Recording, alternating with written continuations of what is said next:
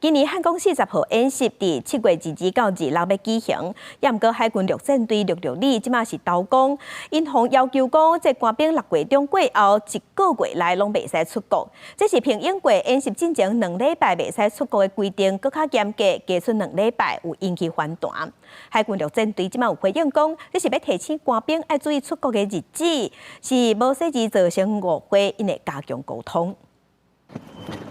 官兵伫作战的威风的部署，无语敌军已经登陆成功这片第2线的防御。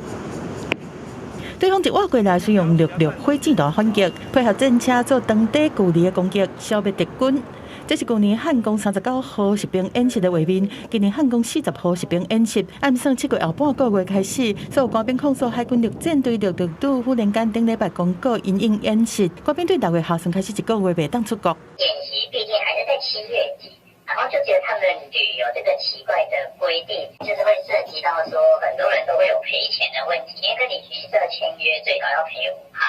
如果去的比较早，不到30天，可能要赔到10%。投诉的民众讲，照往例，通常伫演习进前半个月，官兵会自律袂出国。今年忽然间甲禁止出国的时间又长到1个月，因为职业军人出国本地都要提早报备，佫会附相关资料，即么今年落来无法度出国，恐惊怪赔旅行社违约金。最主要就是考量实兵演习的期间一些任务还有战备运用的一个需求